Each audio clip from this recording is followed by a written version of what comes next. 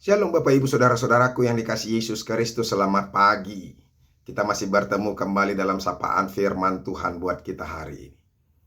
Semoga kita terus membuka hati dan membiarkan pikiran dan hati kita terus diterangi oleh Tuhan, supaya kita boleh melakukan apa yang Tuhan kehendaki, supaya kita boleh melakukan kebenaran, sekalipun begitu banyak orang yang mungkin tidak suka dengan kita.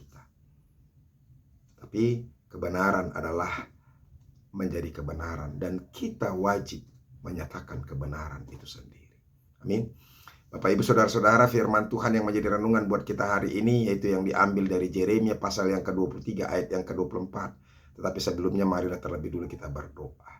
Kasih karunia dan damai sejahtera dari Allah Bapa dan dari anaknya Tuhan Yesus Kristus itulah yang menyertai hati dan pikiranmu sekalian. Amin. Bapak Ibu Saudara-saudaraku, Yeremia pasal yang ke-23 ayat yang ke-24 dikatakan demikian. Sekiranya ada seseorang menyembunyikan diri dalam tempat persembunyian, masakan aku tidak melihat dia? Demikianlah firman Tuhan. Tidakkah aku memenuhi langit dan bumi? Demikianlah firman Tuhan. Bapak Ibu Saudara-saudaraku yang dikasihi Yesus Kristus, firman Tuhan ini adalah bagian daripada kemarahan Tuhan terhadap nabi-nabi palsu.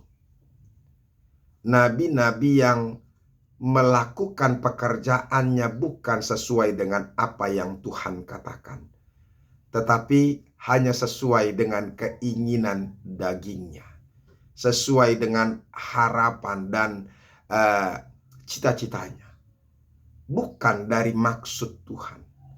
Dan saudara-saudara, ini yang paling berbahaya.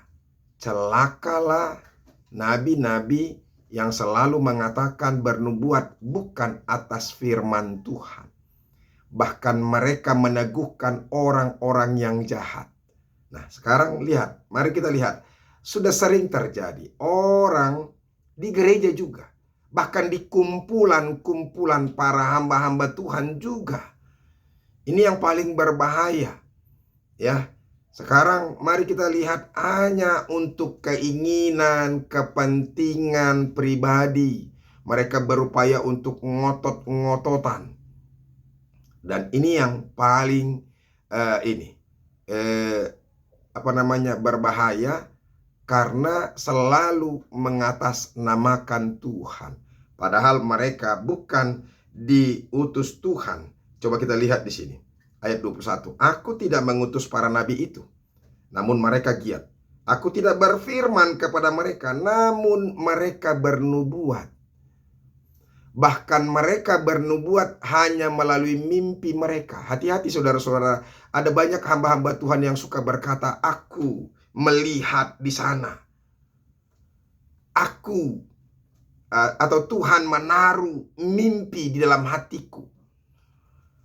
Padahal mimpi apa yang disampaikan Tuhan kepadanya?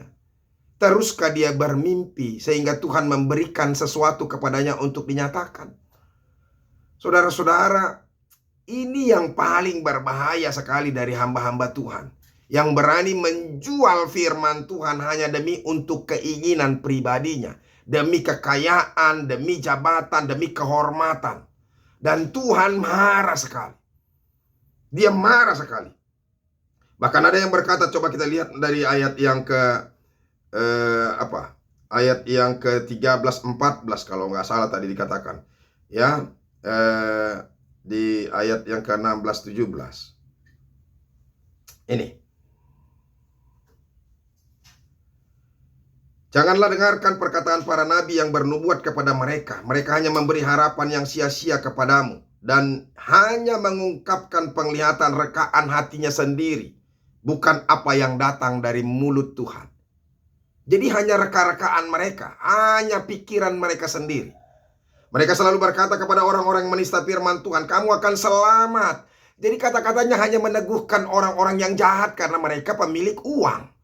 Karena mereka bisa memberikan kehormatan, bisa memberikan sesuatu yang berharga kepadanya. Hamba-hamba Tuhan yang seperti ini pasti tersenyum kepada orang-orang yang kaya sekalipun dia jahat.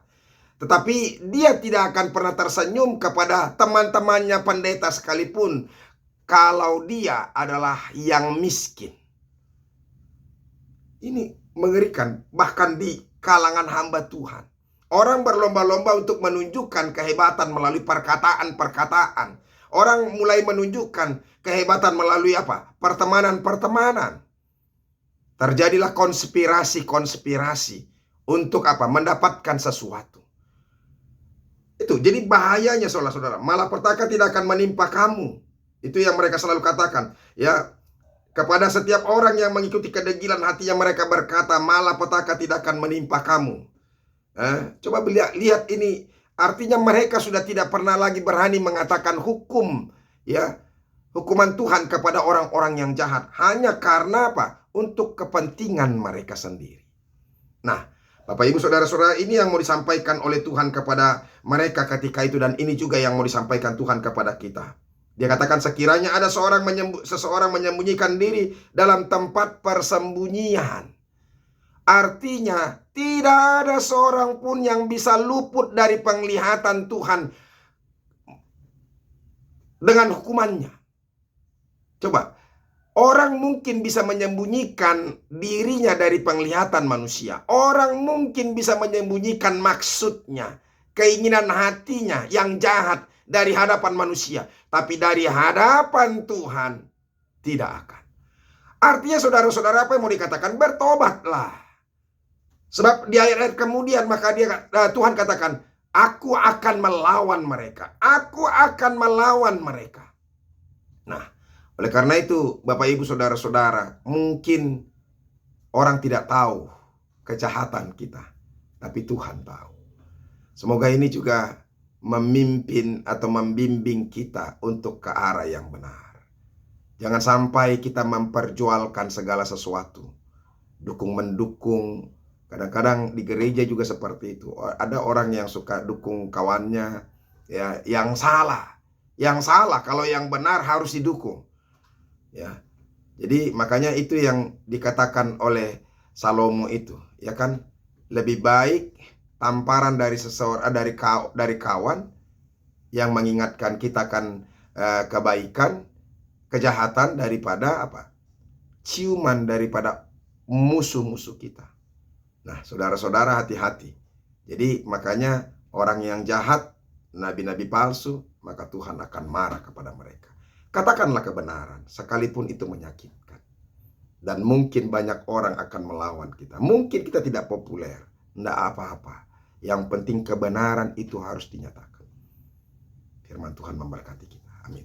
Terima kasih Tuhan untuk firman-Mu, berkatilah itu. Ajar kami untuk semakin berani mengatakan kebenaran. Dan jangan justru kami berani menyatakan ketidakbenaran apa yang Tuhan tidak katakan, kami katakan.